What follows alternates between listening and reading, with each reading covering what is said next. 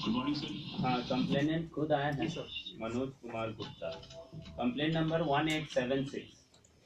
हाँ बताइए। सर, हजारीबाग शहर में राजा बंगला के नाम से 4 एकड़ 85 डिसमिल जमीन है, जो पूर्ण रूप से सरकारी जमीन है और सरकार के साथ बहुत दिनों तक केस भी चला। सुप्रीम कोर्ट का डिग्री है सरकार को। उसके बाद भी राजा कामाख्या नारायण सिंह के परिवार, जो पूर्व विधायक सौरभ नारायण सिंह के द्वारा सारा जमीन टुकड़ा टुकड़ा में करके बेच दिया गया और बेचा भी गया है। वो सिर्फ फर्जी एग्रीमेंट के आधार पर बेचा गया, कोई रजिस्ट्री नहीं है और सारे जमीन पर घर मकान दुकान बन चुका है और वो किसी को आम आदमी को बेच दिया है लीज पर। कितना संख्या बताना? हमको लगता है 50 होगा। और आदेश है साहब सुनील बनवाल साहब का भी उसमें आदेश है। डीसी हजारीबाग को चिट्ठी लिखा गया था। ये 50 घर कब बचे? धीरे धीरे बसते चला गया। अभी 2-4 महीने में भी बसा। जितना खाली जमीन था उसको भी बेच दिया।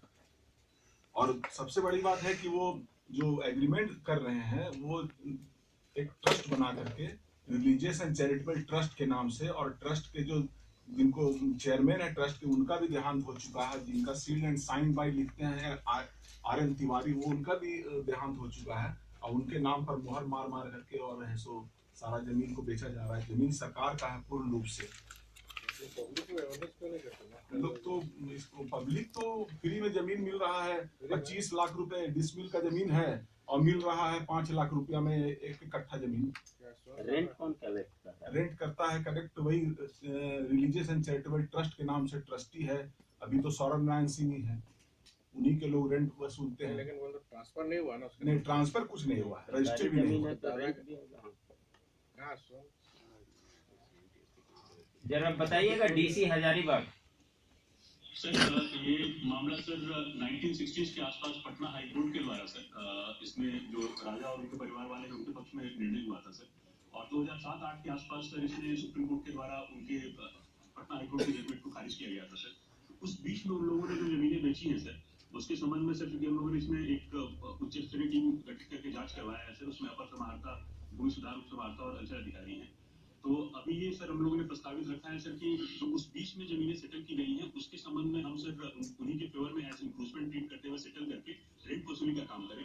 और जो 2007-8 के बाद अगर कुछ इंक्रोचमेंट हुआ है तो उनको चिन्हित करके मेजरमेंट करके हम उस इंक्रोचमेंट को हटा देंगे सर, क्योंकि सुप्रीम कोर्ट के जजमेंट के बाद उनका कोई राइट नहीं बनता है उस जमीन के रिस्पेक्ट में। इसमें कितने जगह खाली है? और अभी कितने जगह वहाँ खाली है? और सर वहाँ एक राजा बंगला है सर, उस बंगला में एक जनगणना का ऑफिस चलता है सर, वो पूरा खाली है। उसके अगल बगल का इलाका कुछ आप वहाँ गवर्नमेंट ऑफ झारखंड का बोर्ड लगा दो और एक विज्ञापन दो वहाँ हाफ पेज का।